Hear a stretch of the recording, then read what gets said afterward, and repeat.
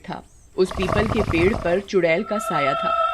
वो चुड़ैल पीपल पर रहती थी। उसी गांव में मोहन नाम का आदमी रहता था। एक दिन वो खाली पड़े खेत को देखता है और वहां पर खेती करना शुरू कर देता है। तभी वहां लल्लू, दीनू और बाकी के कुछ गांव वाले आ जाते हैं। क्या कर रहे हो मोहन भाई? क्या तुम्हारी मती मारी गई है जो इस खेत में खेती कर रहे हो?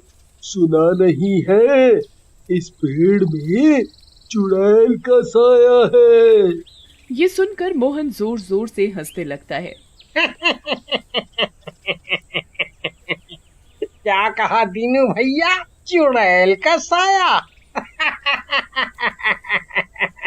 अरे चुड़ैल वुड़ैल कुछ नहीं होती। तुम लोग तो बेवकूफ हो जो इतनी बढ़िया जमीन के टुकड़े को छोड़ करके बैठे थे।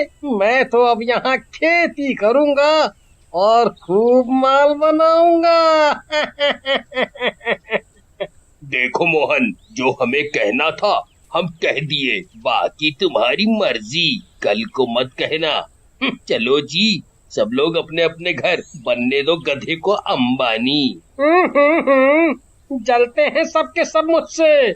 मैं पैसे कमाऊंगा इसलिए। ओहो, एक तो ये पीपल का पेड़ बीच में आ रहा है, क्यों ना इसे गिरा दूं? ऐसा कहते हुए मोहन वो पीपल का पेड़ ट्रैक्टर से गिरा देता है और फिर खेत जोत कर अपने घर चला जाता है और ट्रैक्टर वहीं खेत में छोड़ देता है। रात होते ही चुड़ैल वहां पर आती है और पीपल के पेड़ को गिरा हुआ देखती है। इस नास मिठे ने मेरा घर गिरा दिया, अब मैं कहाँ रहूंगी? तभी चुड़ैल की नजर वहां खड़े ट्रैक्टर पर पड़ती है। लगता है ये ट्रैक्टर उसी दुष्ट का है। मिल गया मुझे रहने के लिए घर। मैं अब इसी नए घर में रहूंगी। और उस दुष्ट को बताऊंगी कि दूसरे का घर तोड़ने का अंजाम क्या होता है। ऐसा कहकर चुड़ैल ट्रैक्टर के अंदर समा जाती है। अगली सुबह मोहन खेत पर आता है और ट्रैक्टर पर चढ़ जाता है। मुझे तो इन गांव वालों पर हंसी आती है, कितने अंधविश्वासी हैं। चुड़ैल का साया। अरे पेड़ भी गिरा दिया और कुछ नहीं हुआ। तभी मोहन जैसे ही ट्रैक्टर स्टार्ट करता है वो बेकाबू होकर दूसरे के खेत में चला जाता है। वो खेत गांव के गामा पहलवान का होता है। गामा पहलवान को ट्रैक्टर से पीछे से जोर की टक्कर लगती है। गामा पहलवान दूर जाकर गिरता है। रे मर गया रे, कौन है जिसे अपनी जान प्यारी नहीं है? गामा पहलवान को टक्कर, वो भी पीछे से। गामा पहलवान उठता है और मोहन को 2 थप्पड़ मार देता है। आ आ आ गावा भाई, मेरी बात तो सुनो। मैंने कुछ नहीं किया। ना जाने कैसे ये ट्रैक्टर अपने आप चल पड़ा और आपसे टकरा गया। मुझे माफ कर दो, मुझे माफ कर दो गामा भाई, मुझे माफ कर दो गामा भाई। अच्छा, तो तू कहना चाहे है कि यो ट्रैक्टर अपने आप चल है? मैं तने घना बेवकूफ लागू के? अरे इस बार तो छोड़ रहा हूँ, अगली बार यो दोबारा हुआ ना तो मैं थारे दोनों गोड्डे तोड़ दूंगा, समझा के? इसके बाद गुस्से में गामा वहाँ से चला जाता है। घर जाकर मोहन, आज तो मूड ही खराब कर दिया इस ट्रैक्टर के बच्चे ने। गुस्सा तो बहुत आ रहा था, लेकिन ये गामा थोड़ा तगड़ा है, नहीं तो दांत तोड़ देता मैं इसके। उधर रात होते ही चुड़ैल फिर से ट्रैक्टर स्टार्ट कर देती है और ट्रैक्टर से गांव वालों के पूरे खेत जोत डालती है, जिससे कि उसमें उगी हुई फसलें खराब हो जाती हैं। अगली सुबह सारे गांव वाले गुस्से में मोहन के घर पहुंचते हैं और उसका दरवाजा खटखटाते हैं। मोहन बाहर आओ, हम सबकी फसल खराब करके आराम से घर में सो रहे हो, बाहर निकलो। क्या हुआ लल्लू भैया?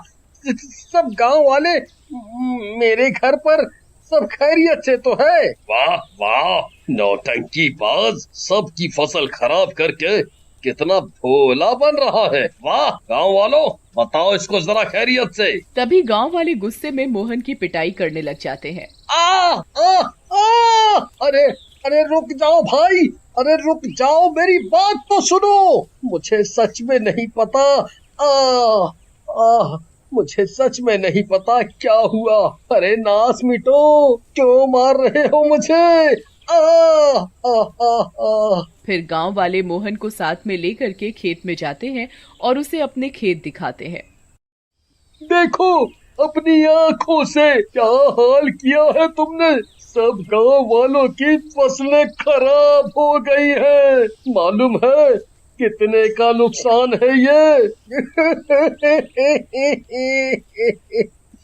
दीनू भैया, मुझे सच में नहीं पता कि ये कैसे हुआ। किसी और की शरारत लगती है ये, क्योंकि मैं तो रात में ट्रैक्टर को खड़ा करके घर चला गया था। तभी मोहन की बीवी चमेली और उसके 2 बच्चे पिंकी और रोहन भी वहां आ जाते हैं। हाँ दीनू भैया, ये सही कह रहे हैं। ये रात में हम लोगों के पास आ गए थे और फिर पूरी रात घर पर ही थे। आप सब लोग मेरी बात पर विश्वास करो। आप कह रही हो तो भाभी हम आपकी बात मान लेते हैं, नहीं तो मार मार कर इसका जूस निकाल देते हम लोग। चलो सब लोग अब यहाँ से चलो। ओए, अरे मम्मी, ये क्या हो रहा है? हर कोई आ रहा है और मंदिर के घंटे की तरह बजा के चला जा रहा है हमको। आई मेरी कमर, कितने भारी हाथ हैं इन गांव वालों के। अगले दिन मोहन जाता है और ट्रैक्टर को अपने घर के आंगन में लाकर खड़ा कर देता है और कुछ काम से गांव से चला जाता है। उसी रात उसकी बीवी चमेली सो रही होती है। तभी चमेली को ट्रैक्टर चालू होने की आवाज सुनाई देती है और वो खिड़की से बाहर झांकती है। बाहर चुड़ैल उसकी तरफ पीठ करके ट्रैक्टर स्टार्ट कर रही होती है। कितना चालू है ये मोहन का बच्चा, देखो तो मेरी सौतन ले आया है और ट्रैक्टर की चाबी भी दे रखी है उसे।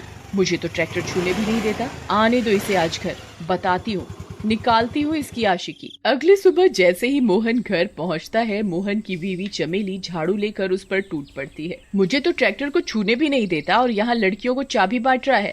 तेरी तो मैं अभी आशिकी निकालती हूँ। ये ले, ये ले। अरे भगवान, क्यों पीटे जा रही है मुझे?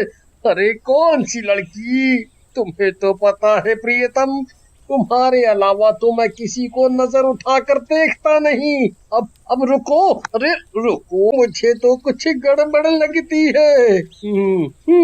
आज रात को देखते हैं। मैं ऐसा करता हूँ, तीनू और लल्लू भैया को भी रात को बुला लेता हूँ। मैंने कुछ नहीं किया, मैं सच कहता हूँ मेरी करीना कपूर, कुछ नहीं किया। फिर योजना अनुसार लल्लू, दीनू, मोहन और चमेली ट्रैक्टर के पास छिपकर बैठ जाते हैं। रात होते ही चुड़ैल ट्रैक्टर से बाहर निकलती है। क्या मजा आ रहा है इस मोहन के बच्चे को पिटवा पिटवा कर।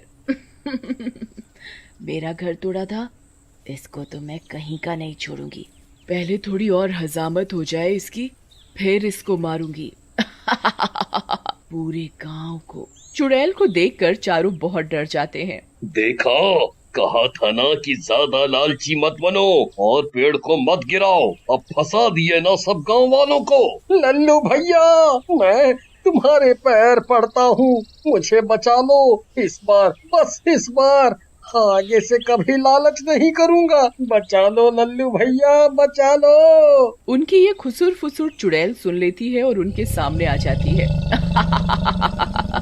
तुम लोग यहाँ छिपे बैठे हो? हाँ चलो, अच्छा है, आज से ही मेरा शिकार शुरू हो जाएगा। सब गांव वालों को मारकर सबके घर पर कब्जा करूंगी और फिर मैं मजे से रहूंगी।